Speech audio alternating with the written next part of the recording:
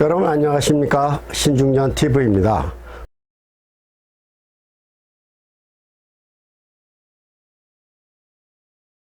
러시아의 대문호 톨스토이가 말년에 쓴 단편 소설에 두 노인에 관한 이야기가 나옵니다.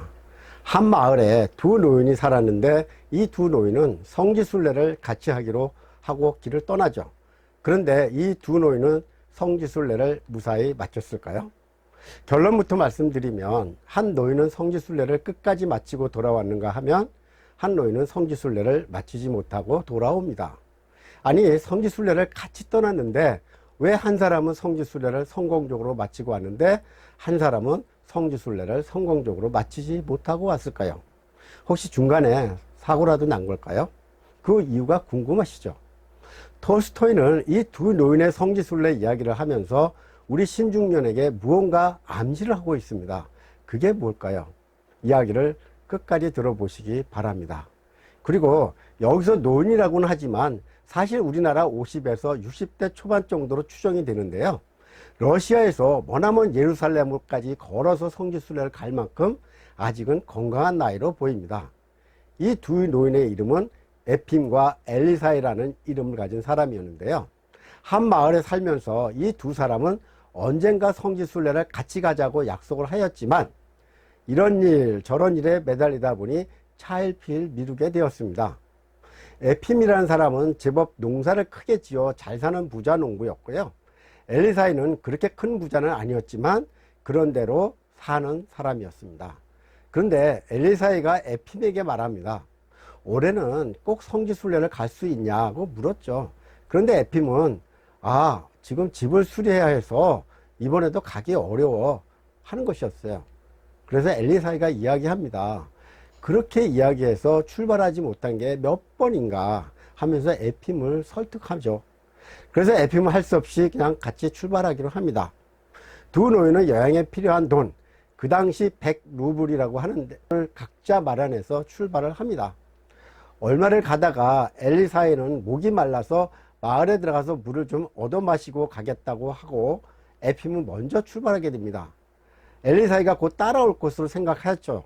그런데 마을에 물을 얻어 마시러 간 엘리사이는 이상한 광경을 목격하게 됩니다. 물을 얻어 마시러 들어간 집에는 전염병과 흉년으로 굶주린 한 사내와 할머니 그리고 여자아이만 있을 뿐이었습니다. 엘리사이는 그런 광경을 보고 자기가 갖고 있는 빵을 꺼내줍니다. 그리고 그들이 회복할 수 있도록 며칠 동안 머물면서 돌봐주죠.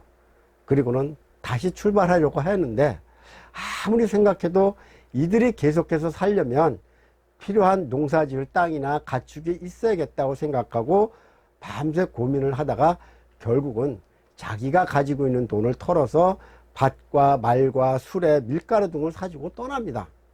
하지만 이미 가지고 있는 돈을 거의 다 써버렸기 때문에 바다를 건너서 오랜 여행을 하기에는 무리라고 생각을 했습니다. 그래서 할 수 없이 다시 집으로 돌아오게 됩니다. 한편 먼저 길을 떠난 에핌은 엘리사이가 곧 따라올 것을 생각하였으나 보이지 않아서 할 수 없이 혼자 여행을 계속합니다. 그리고 마침내 성지 예루살렘에 도착을 합니다. 거기서 수많은 순례자들과 마주치고 그 속에서 엘리사이를 찾습니다. 혹시 오다가 어긋나서 엘리사이가 먼저 온 것은 아닌가 싶어서요.